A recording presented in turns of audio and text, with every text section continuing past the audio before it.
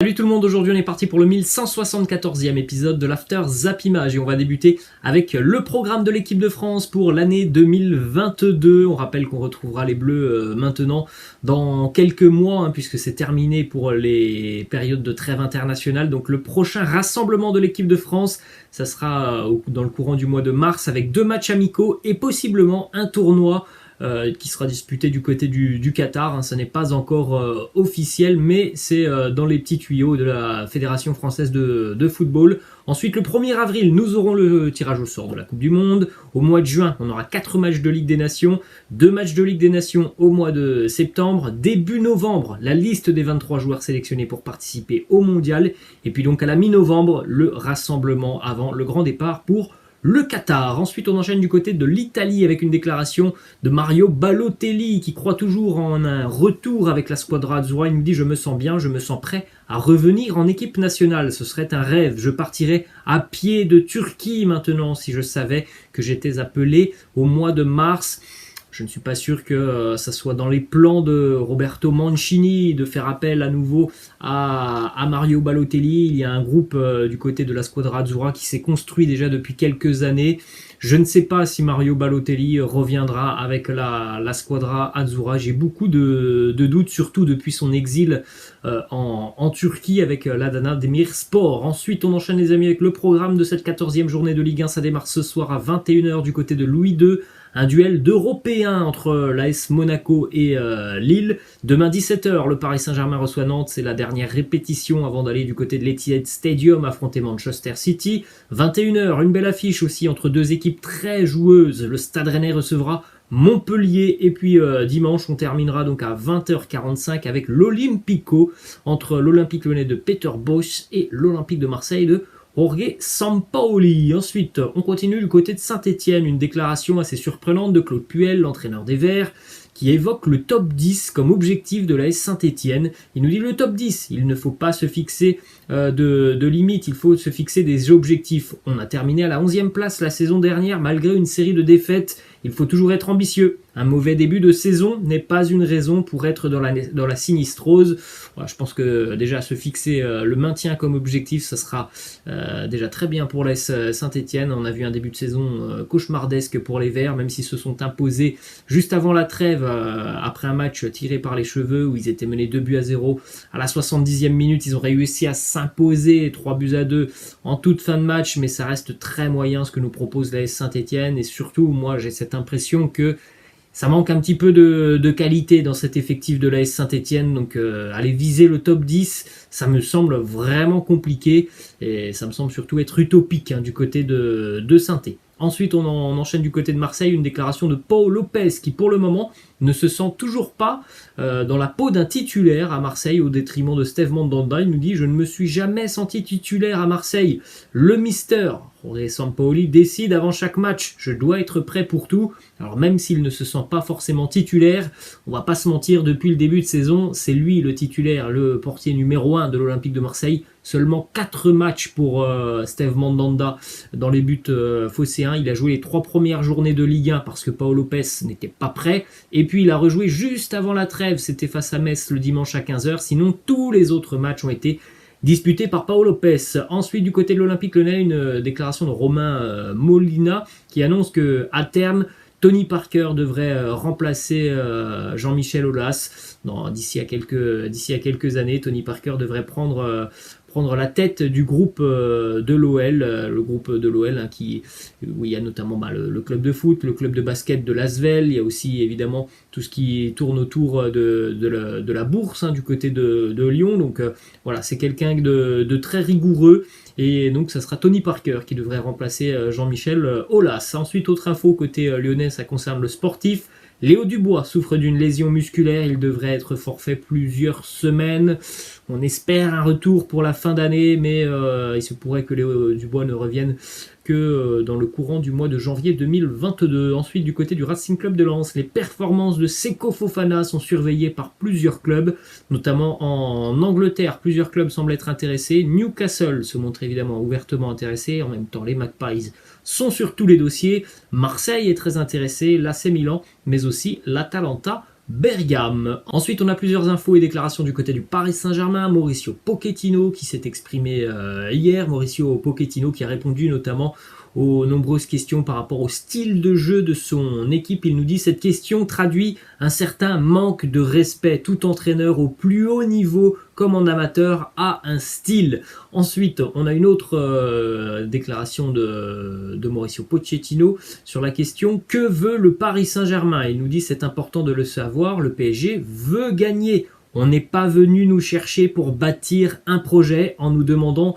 de quoi on avait besoin pour développer nos idées ou ce qu'on aime. Donc il n'est pas dans la construction, il est là pour gagner, Mauricio Pochettino. Donc d'après cette déclaration, on peut comprendre que voilà, le style du Paris Saint-Germain, au final, cette saison, ça ne comptera pas forcément si au final il y a une victoire, notamment en Champions League pour le PSG. C'est pas très important visiblement du côté de Paris de gagner ces matchs avec la maîtrise et avec du jeu, tant que le résultat est au bout. Ensuite, une information qui concerne Neymar. Depuis plusieurs jours et notamment depuis son retour de sélection, on ne sait pas trop si Neymar pourra être apte à jouer demain face au FC Nantes. En tout cas, ce que l'on sait, c'est que ce matin, il était au camp des loges, au centre d'entraînement du Paris Saint-Germain, et qu'il a participé à la séance avec le groupe. Reste à savoir s'il sera ménagé demain face à Nantes pour pouvoir disputer la rencontre de Champions League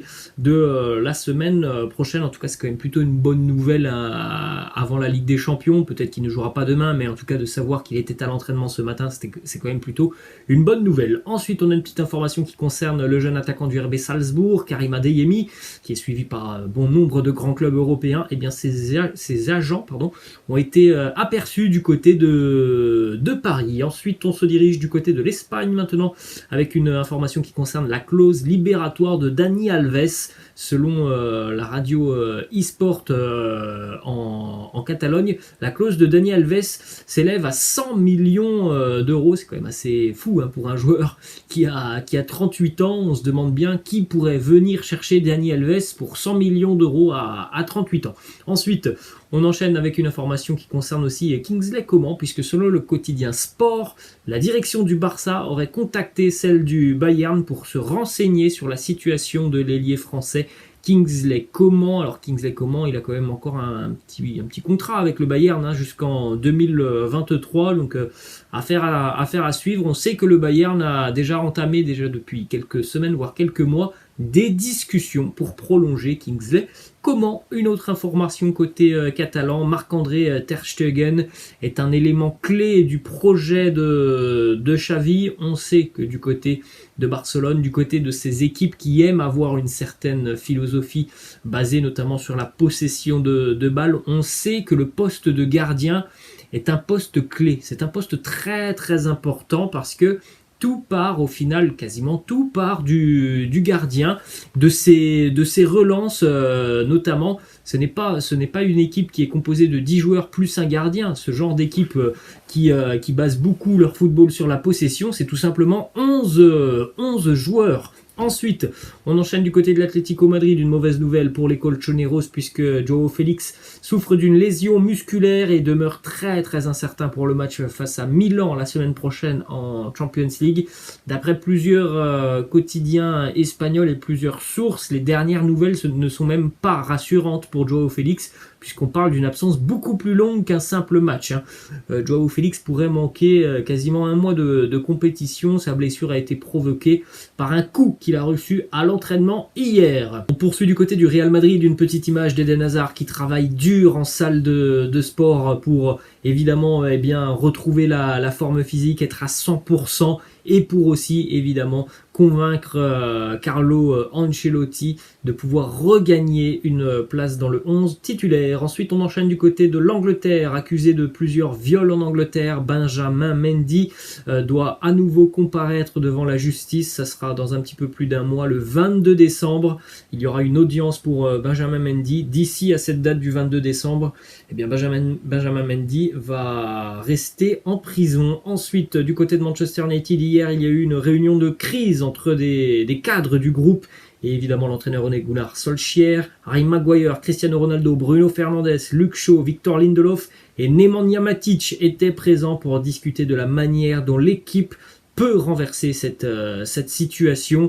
Cristiano Ronaldo est arrivé au centre d'entraînement hier de Manchester, le sourire aux lèvres, malgré cette période de trêve internationale qui a été compliquée avec le Portugal. Et puis juste avant la trêve, ça a été aussi des semaines un peu compliquées avec les Red Devils de Manchester United. Cristiano est revenu quand même avec le sourire. Autre information côté mancunien, Ole Gunnar Solskjaer et son staff ont été très impressionnés par la semaine de travail de Donny van de Beek cette semaine. Il a bien bossé, l'international néerlandais. Il pourrait donc débuter ce week-end face à Watford. On rappelle que Donny van de Beek a quand même très très peu de temps de jeu depuis qu'il est arrivé du côté de Manchester United. On espère que ça peut être un renouveau pour lui à partir de ce week-end. On poursuit aussi avec une information qui concerne Jesse Lingard qui pour le moment refuse toute discussion avec les dirigeants de Manchester United pour une prolongation de contrat. Il y a des tensions aussi entre Lingard et Ole Gunnar Solskjaer. Lingard ne joue pas beaucoup depuis le début de saison avec les Red Devils. De nombreux clubs européens se sont déjà montrés intéressés. Lingard sera en fin de contrat dans moins d'un an. Le Barça, l'AC Milan, West Ham, Newcastle, Tottenham, Everton, tous ces clubs sont intéressés à l'idée d'accueillir Jesse Lingard. Ensuite, on a une déclaration de Brendan Rodgers, l'entraîneur de Leicester. Beaucoup de rumeurs qui envoyaient Brendan Rodgers sur le banc des Red Devils. Voilà la réponse de l'entraîneur des Foxes qui nous dit « Je ne peux pas vraiment commenter quelque chose qui n'est pas vrai. Je suis ici en tant que manager de Leicester, je suis fier d'être ici, je me sens privilégié et pleinement impliqué dans le projet du club. » Ensuite, on regarde les statistiques de Mohamed Salah. Personne ou presque ne fait mieux en Europe dans les 5 grands championnats cette saison. Mohamed Salah est impliqué dans 17 buts en 11 matchs, 10 buts et 7 passes D. Il n'y a qu'un seul joueur en Europe qui a le même statistique que Mohamed Salah. C'est Karim Benzema. Ensuite, on enchaîne avec une information du côté de Tottenham et ça concerne le portier français Hugo Lloris puisque Antonio Conte aurait choisi Jordan Pickford pour remplacer Hugo Lloris à l'issue de la saison. Direction cette fois-ci Newcastle et ça concerne aussi l'Inter Milan. Marcelo Brozovic, Stéphane De Vrij et Thomas Strakosha sont tous ciblés par les Magpies de Newcastle sur le mercato estival. D'ailleurs, du côté de Newcastle, on a déjà envoyé la cellule de recrutement, ou en tout cas des personnes de la cellule de recrutement en Italie, observer des matchs de la Juve, du Milan, de l'Inter, mais aussi de la Lazio. Ensuite, on continue avec les statistiques de Corentin Tolisso en cette année 2021-2022. 8 matchs, 1 but, 1 passe D, seulement 262 minutes. C'est dur pour Corentin Tolisso avec Julian Nagelsmann. Il a une valeur marchande de 15 millions d'euros. On rappelle que le Bayern aimerait s'en séparer à l'issue de la saison. Pas mal de clubs semblent être intéressés. Tottenham, l'Inter, le PSG, la Juve ou encore l'Atlético Madrid. Et on va terminer les amis cet épisode du côté de l'Écosse avec aux Rangers le nouvel entraîneur qui est connu, ça sera Giovanni Van Bronckhorst qui entraînait l'année passée du côté de la Chine. Giovanni Van Bronckhorst a eu une expérience plutôt réussie dans son pays, aux Pays-Bas, avec le Feyenoord Rotterdam. Il va donc prendre la succession de Steven Gerrard. Voilà les amis, la fin de cet After Zappima. J'espère que ça vous a plu. N'hésitez pas, comme d'habitude, à lâcher un petit pouce bleu. Je vous laisse et je vous dis à la prochaine. Ciao.